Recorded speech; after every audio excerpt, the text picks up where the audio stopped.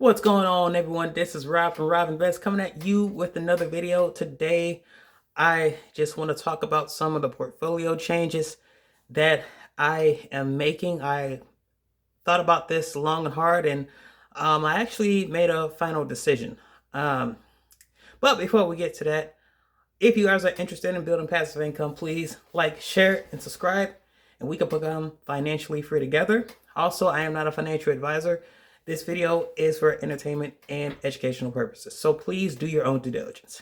All right, so let's get to the topic. Now, you guys know that I am a covered call ETF investor, and I've actually had 100% of my portfolio in covered call ETFs. Over the past couple of weeks and watching a lot of YouTube videos from cover call ETF YouTubers to growth investor YouTubers, I've talked about them in my previous videos.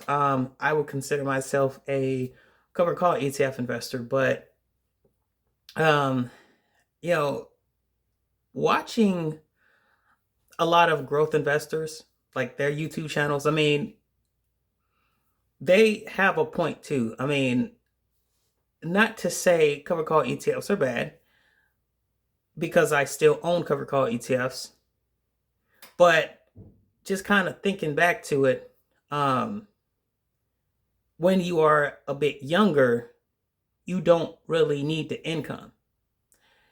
So, if you're doing cover call ETFs, your total returns are going to be lower compared to the underlying. So, what I end up doing, I didn't do 100% change to my portfolio, but I just basically I sold a few stocks and I bought a few stocks as well. Well, I wouldn't say stocks, but I bought in ETF. So I actually did this morning. Um, I'm going to tell you what stocks I sold, and I'm going to tell you why I ended up selling these stocks and what stocks or ETFs that I ended up buying. So I looked at my portfolio and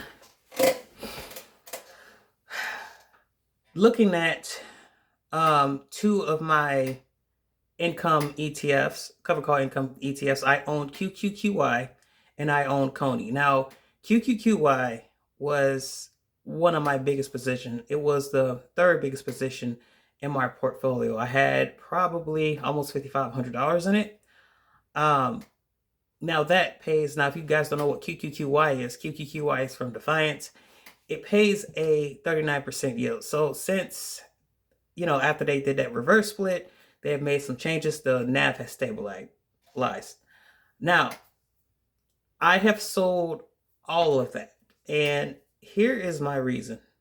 Even though QQQY by Defiance returns, well, not returns, but has a 39% yield, and the NAV has stabilized because they have changed the strategy, I don't believe that 40% yield is going to continue without the NAV eroding. Now, I could be wrong.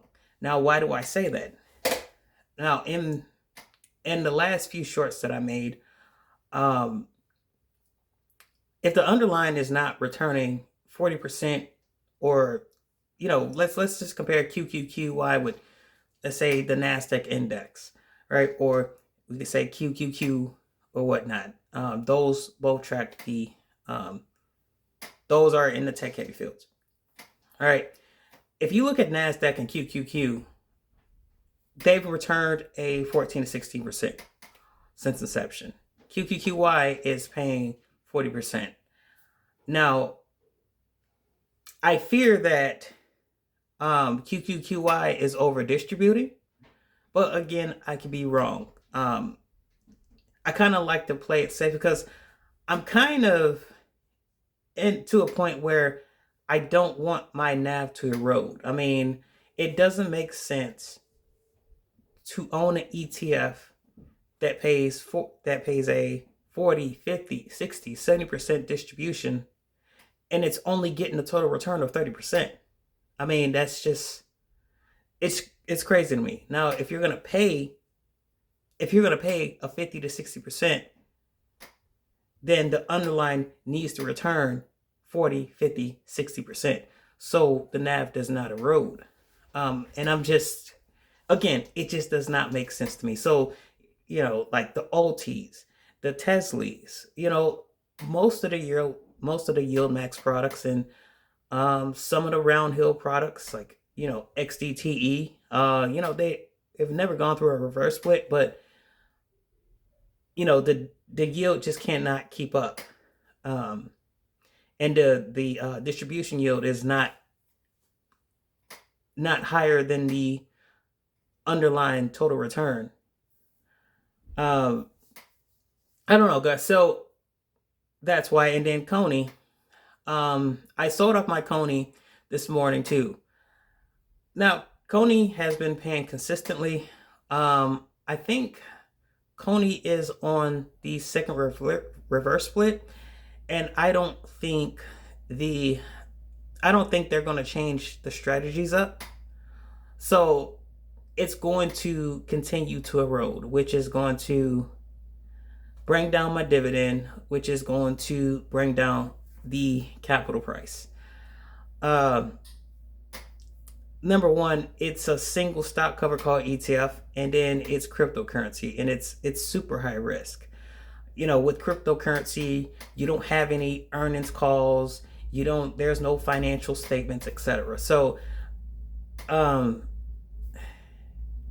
and if we look at the underlying Coinbase, it has not been performing that well.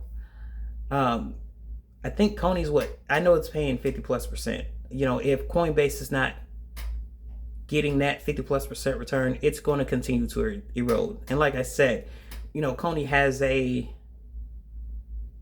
going through, maybe, I know it went through at least one reverse split, but I don't think they're changing their strategy. So, I got out while I can. So I ended up taking losses on the Coney, and the money that I used, I put it into another ETF. Now, this ETF is called VGT. Now, VGT is more tech heavy than growth. I mean, not tech heavy. It's more tech heavy than QQQ. VGT has been returning around like 17 to 20%. So I'm doing this because I do want to have a little growth in my portfolio. Now, I still have the rest of my cover call ETFs. I still have SPIY. I still have QQQI. I still have IAUI, which is the gold cover call ETF. And I have BTCI. I am a strong believer in Bitcoin. And I'm also keeping that because I think that BTCI and Bitcoin in general is going to recover. So my adjusted cost basis, I think, is around $44. And the price right now is around $44. So like I said, I think it's going to recover. And once when it gets recovered, I'll make a nice size profit plus deal. So that's why I haven't really sold off on the Bitcoin. And with all the ETFs that I have, it is from Neos Investments. I'm talking about the cover call version.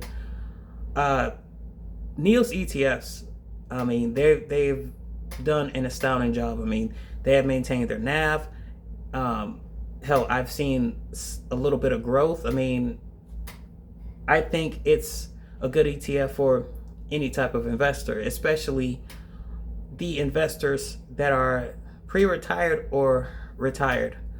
So like I said, VGT is going to be one of my plays for the growth. I just feel like,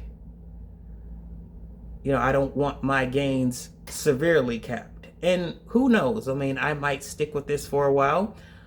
I might sell VGT and and invest in GPIQ or GPIX. Now, these cover call ETFs, no one really hardly talks about them, but they have a lower yield, but they have a higher total return. So, you know, when there's a time that, if there's a time where I have to pay taxes on the dividends, I don't have to pay as much. It's because the dividend is a lot lower. So I don't know. Next month it might change, but I definitely know that I'm gonna keep SPIY, QQQI, and the gold cover call ETF and BTCI. So, all right, guys, that's all I have for you. What do you guys think about my choice? Do you agree or disagree? You can put it in the comment section. All right, guys, that's all I have for you. That's I know I haven't made a YouTube video in a long time, so thanks for tuning in, and I'll start making some videos, some more content of cover call ETFs and my stock portfolio. All right, again, guys, thanks for tuning in. If you guys found this video helpful and educational or informative, please like, share, subscribe, and see you guys in the next one.